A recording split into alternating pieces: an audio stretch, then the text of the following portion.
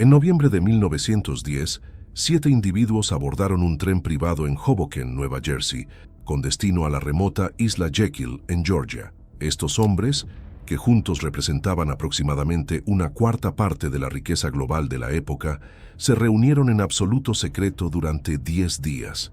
Su misión: redactar la legislación que daría vida a la Reserva Federal, el Banco Central de Estados Unidos. Este evento no fue una operación gubernamental, sino una conspiración en el sentido literal de la palabra. 7 banqueros privados, utilizando nombres falsos para evitar ser descubiertos, diseñaron un marco legal que les otorgaría el control total sobre la oferta monetaria estadounidense. El 23 de diciembre de 1913, con la mayoría del Congreso ausente por las festividades navideñas, la ley de la Reserva Federal fue aprobada. 3 años después de aquel encuentro clandestino, estos 7 hombres lograron lo que ningún monarca o conquistador había conseguido: privatizaron la facultad de crear el dinero. Es fundamental comprender que la Reserva Federal no es federal ni posee reservas en el sentido estricto. Es un cártel bancario privado, disfrazado con un nombre de apariencia oficial. En los más de 110 años transcurridos desde Jekyll Island, el Congreso nunca ha realizado una auditoría completa de sus operaciones. Entender el origen de la Reserva Federal no es solo un ejercicio de historia. Es comprender quién ejerce el verdadero control sobre su dinero, sus ahorros y su porvenir económico. Antes de la existencia de la Reserva Federal, el sistema monetario era relativamente sencillo. El dinero estaba respaldado por oro y plata, y los bancos no podían generar moneda de la nada. La Reserva Federal alteró radicalmente este panorama. El mecanismo que idearon es simple y extraordinariamente lucrativo para sus propietarios. 1. El gobierno necesita fondos. El gobierno de EEU decide gastar más de lo que recauda. En lugar de aumentar impuestos o reducir gastos, emite bonos, que son pagarés con promesa de devolución más intereses. 2. La Reserva Federal adquiere los bonos. La Reserva Federal compra estos bonos gubernamentales.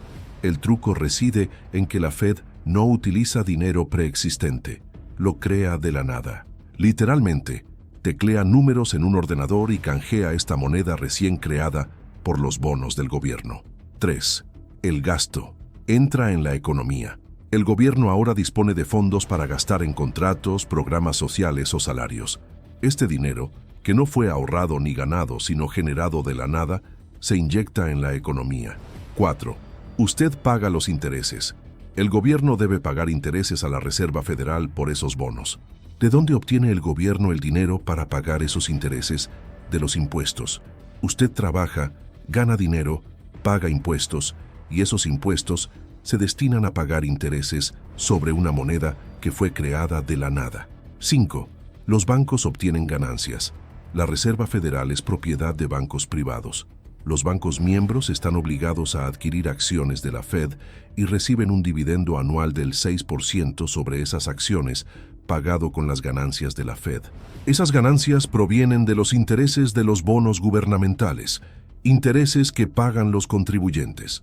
En resumen, la Reserva Federal genera dinero de la nada, lo presta al gobierno, el gobierno lo gasta y usted paga impuestos para cubrir los intereses, que son cobrados como beneficio por los bancos privados que son dueños de la Fed. Es un sistema donde el ciudadano trabaja para pagar intereses sobre una deuda creada artificialmente por un cártel bancario privado. El sistema concebido en Jekyll Island ha tenido consecuencias directas y devastadoras para el ciudadano común a lo largo de más de un siglo. Desde la creación de la Reserva Federal en 1913, el dólar estadounidense ha perdido el 98% de su poder adquisitivo. Lo que costaba $1 en 1913, hoy requiere $32. Esta pérdida constante de valor no es un accidente, sino una inflación por diseño. La Fed apunta deliberadamente a una inflación anual del 2%, lo que significa que devalúa intencionadamente su dinero en un 2% cada año. A lo largo de una vida, sus ahorros pierden la mitad de su valor, mientras que los bancos que poseen la Fed obtienen ganancias colosales. El poder ilimitado de la Fed se hizo evidente en las crisis recientes. Cuando los bancos estuvieron al borde del colapso en 2008 debido a sus propias prácticas crediticias irresponsables, la Fed creó 5 billones de dólares para rescatarlos. Ni un solo gran banco quebró, ni un solo ejecutivo fue a prisión. La Fed generó dinero, compró activos tóxicos a los bancos y los restauró. Mientras tanto, millones de estadounidenses perdieron sus hogares y el desempleo se disparó. El patrón se repitió en marzo de 2020. Cuando la pandemia golpeó y los mercados se desplomaron, la Fed creó 4 billones de dólares en 6 meses. El dinero se destinó a bancos, corporaciones y a los más ricos, elevando los mercados bursátiles a máximos históricos. Casi nada de ese dinero llegó a la gente trabajadora. Cuando esta inyección masiva de liquidez provocó una inflación del 9% en 2021, la solución de la Fed fue subir los tipos de interés, lo que encareció el crédito, eliminó puestos de trabajo y empujó a la economía hacia la recesión. El sistema funciona según lo previsto.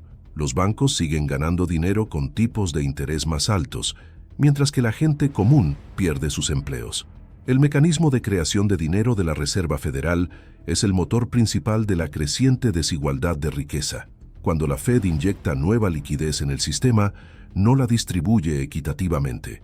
La entrega a los bancos y a las instituciones financieras primero. Este fenómeno se conoce como el efecto Cantillón. Los bancos y los grandes inversores reciben el dinero cuando éste tiene su máximo poder adquisitivo. Utilizan este dinero fresco para comprar activos, acciones, bienes raíces, bonos, inflando sus precios. Para cuando este dinero se filtra a la economía real en forma de salarios o precios, su valor ya ha sido diluido por la inflación de los activos. Esto resulta en una transferencia de riqueza masiva y silenciosa, de los asalariados y ahorradores, que ven sus salarios y ahorros devaluados, a los propietarios de activos, que ven sus carteras inflarse.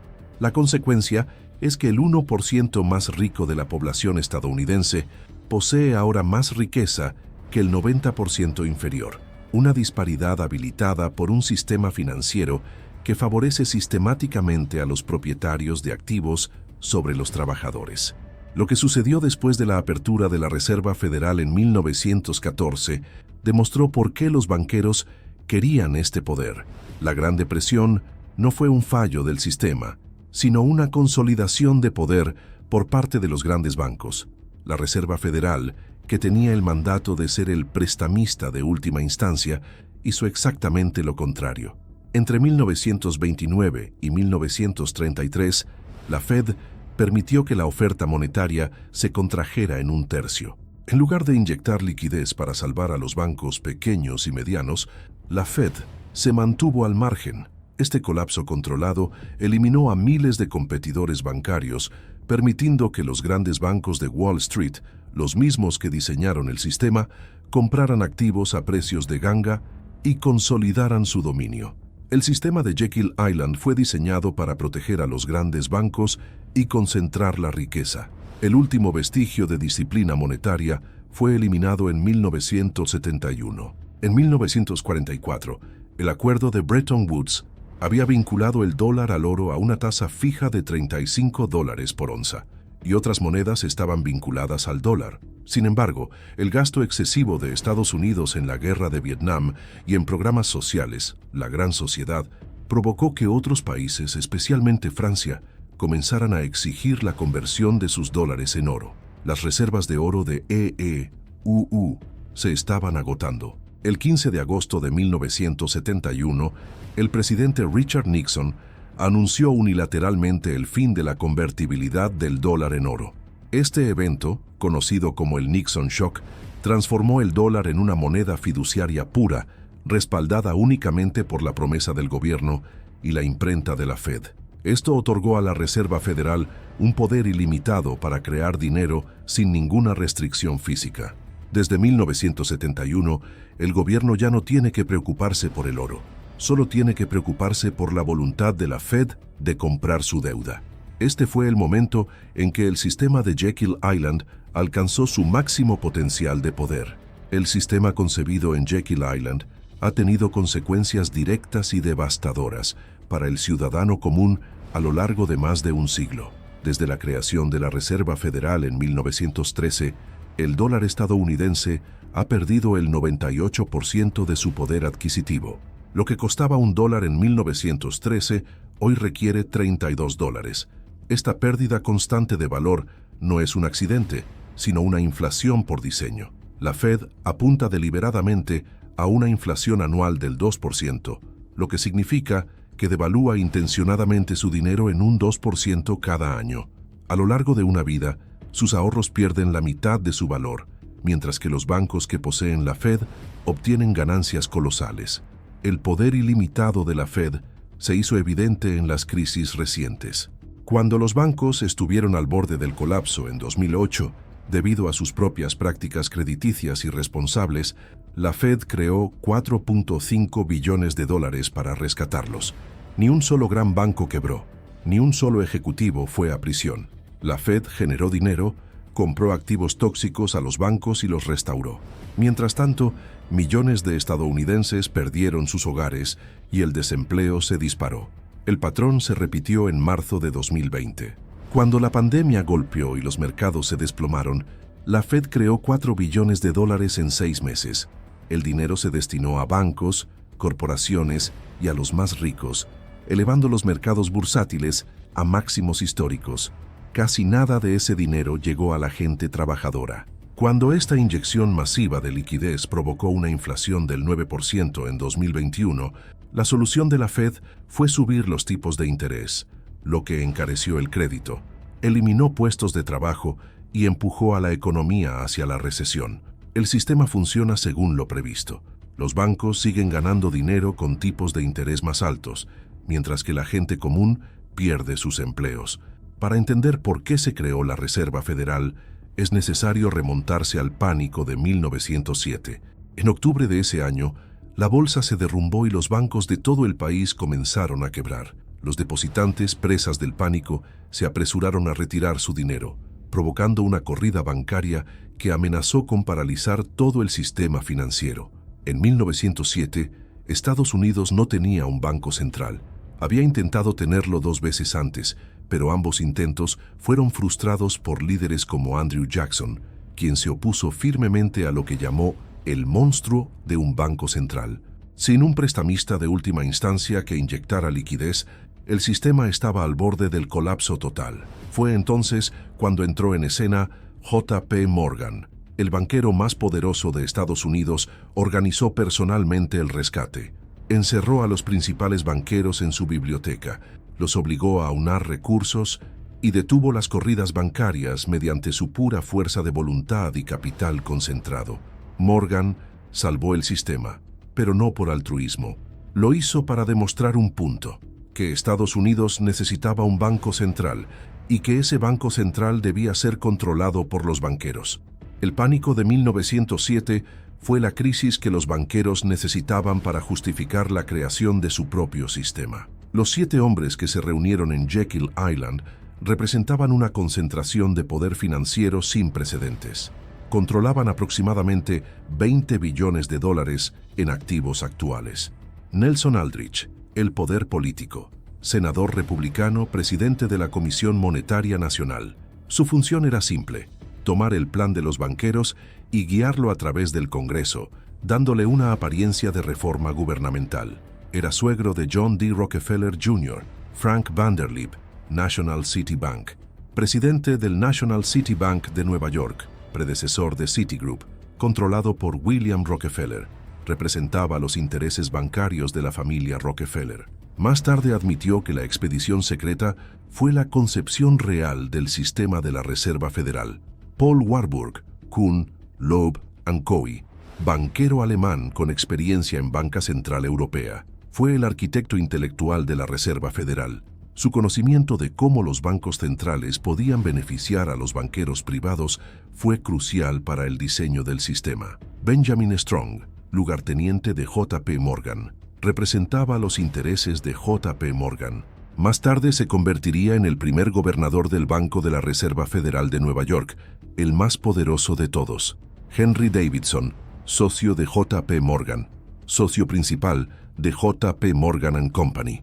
Su papel fue coordinar la reunión y asegurar que los intereses de todos los banqueros estuvieran alineados.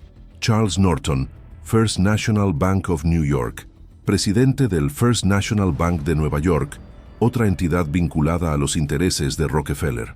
A. Piatt Andrew, el velo gubernamental, subsecretario del Tesoro.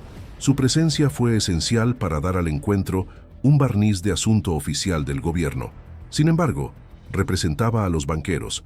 Poco después de Jekyll Island, dejó el Tesoro para trabajar con ellos en la campaña para aprobar la ley. Los conspiradores sabían que el público estadounidense odiaba la idea de un banco central y desconfiaba profundamente de los grandes bancos de Wall Street. Por lo tanto, el plan que diseñaron en secreto se centró en 3 soluciones clave para disfrazar su verdadera naturaleza. 1. El nombre.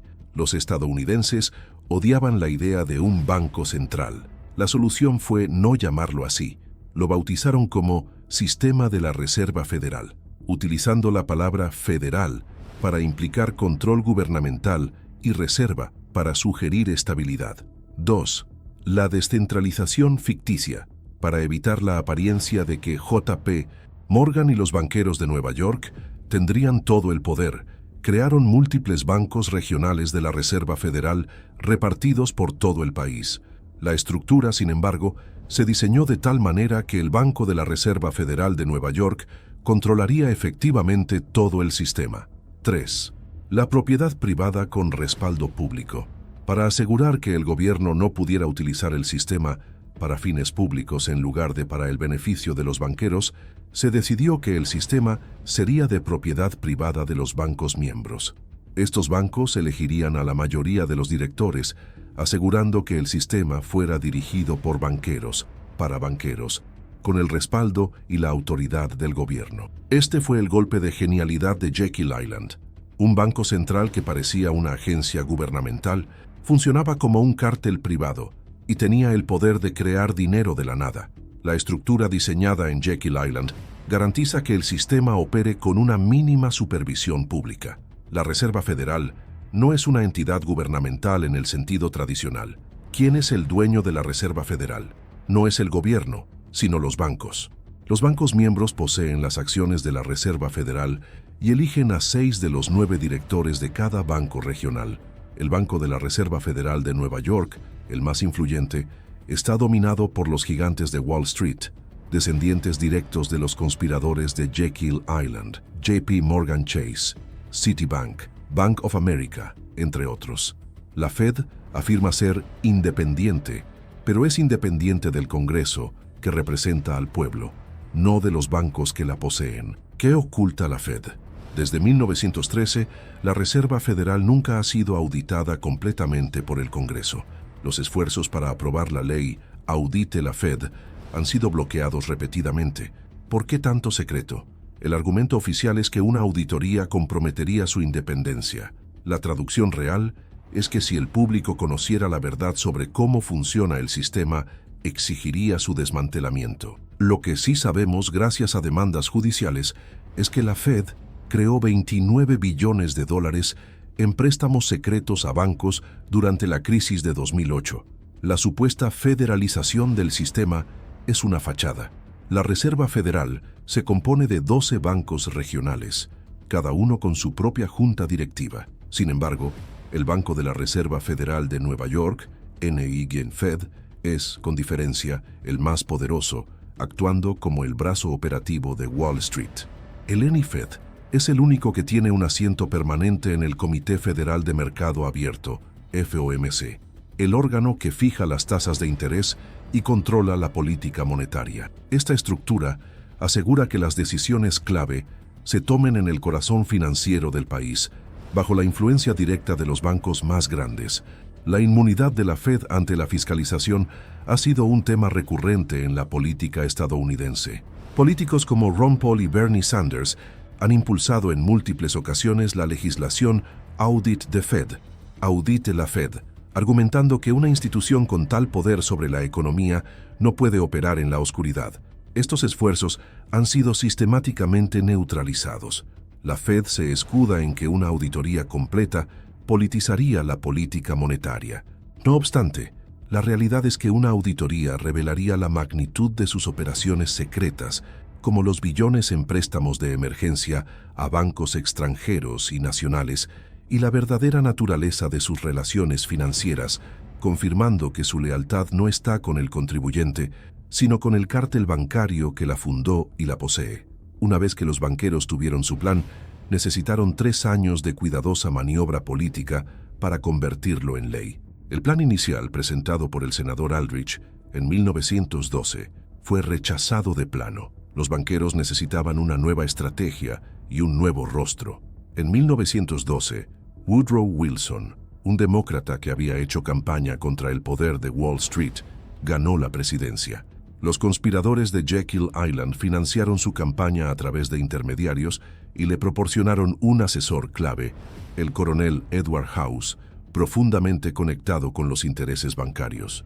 El plan de Jekyll Island fue rebautizado como la Ley de la Reserva Federal y presentado por congresistas demócratas para que pareciera una reforma contra los bancos, no a favor de ellos. El momento de la votación fue la jugada maestra. El Congreso tenía previsto suspender sus sesiones por Navidad el 19 de diciembre de 1913. Sin embargo, el liderazgo forzó una votación de última hora. La Ley de la Reserva Federal fue votada y aprobada el 23 de diciembre de 1913. La mayoría de los congresistas ya habían abandonado Washington. Los que quedaron estaban agotados y deseosos de irse. La ley, de más de 1000 páginas, fue aprobada sin que casi nadie la leyera por completo. Charles Lindbergh Sr., un congresista que se opuso a la ley, lo entendió perfectamente. Esta ley establece el fideicomiso más gigantesco de la Tierra. Cuando el presidente firme este proyecto de ley, el gobierno invisible del poder monetario será legalizado. El mayor crimen legislativo de la historia es perpetrado por este proyecto de ley bancaria. Tenía razón, pero ya era demasiado tarde. Lo que sucedió después de la apertura de la Reserva Federal en 1914 demostró por qué los banqueros querían este poder. Financiamiento de guerras. La Reserva Federal financió la entrada de Estados Unidos en la Primera Guerra Mundial y la Segunda Guerra Mundial, creando dinero para comprar bonos de guerra del gobierno. Esto permitió al gobierno gastar sin límites, mientras que los bancos ganaban intereses sobre los bonos y el público pagaba a través de la inflación y los impuestos. La Gran Depresión. Durante la Gran Depresión, la Reserva Federal, que supuestamente debía evitar el colapso, permitió que la oferta monetaria se contrajera en 1/3. Esto destruyó miles de bancos pequeños y negocios, pero permitió a los grandes bancos consolidar su poder. El sistema de Jekyll Island fue diseñado para proteger a los grandes bancos y concentrar la riqueza. El fin del patrón oro. En 1971, el presidente Nixon cortó completamente el vínculo del dólar con el oro. A partir de ese momento, el dólar se convirtió en una moneda fiduciaria pura, respaldada únicamente por la promesa del gobierno y la imprenta de la Fed. Esto otorgó a la Reserva Federal un poder ilimitado para crear dinero. Los 7 hombres que se reunieron en secreto en noviembre de 1910 lograron algo extraordinario. Crearon un banco central privado con respaldo gubernamental, poder ilimitado para crear dinero y 0 rendición de cuentas. Lo hicieron en secreto porque sabían que el público lo rechazaría. El sistema que crearon ha transferido billones de dólares de los trabajadores a los bancos y a los ricos durante más de un siglo. Su poder adquisitivo se ha desplomado. La deuda gubernamental se ha disparado. Los bancos han sido rescatados repetidamente en cada crisis, mientras que usted pierde empleos, hogares y ahorros. La desigualdad de riqueza está en máximos históricos, facilitada por un sistema financiero que crea dinero para los propietarios de activos mientras devalúa los salarios de los trabajadores. Esto no es un fallo del sistema, es el sistema funcionando exactamente como los conspiradores de Jekyll Island lo diseñaron. La criatura de Jekyll Island no solo está viva, sino que es más poderosa que nunca. Controla su dinero, su futuro económico y la política fiscal de su país. Él responde a los bancos, no a usted. El legado de Jekyll Island es claro. Un sistema que, bajo la apariencia de estabilidad y regulación, ha funcionado como el motor de la mayor transferencia de riqueza de la historia moderna. Ha permitido que el gobierno financie déficits sin precedentes a costa de la devaluación de la moneda, y ha asegurado que en cada crisis los intereses de los banqueros sean salvaguardados por encima de los del ciudadano. La falta de transparencia y la inmunidad a la auditoría son los pilares que sostienen esta criatura, garantizando que el ciclo de deuda, inflación y rescates continúe, perpetuando el control de unos pocos sobre el destino económico de una nación. Ahora usted conoce la verdad. 7 hombres, 10 días, Jekyll Island, noviembre de 1910. Fue entonces cuando su dinero fue privatizado. Fue entonces cuando los bancos tomaron el control. Y es por eso que, más de 110 años después, usted sigue viviendo bajo el sistema que crearon en secreto.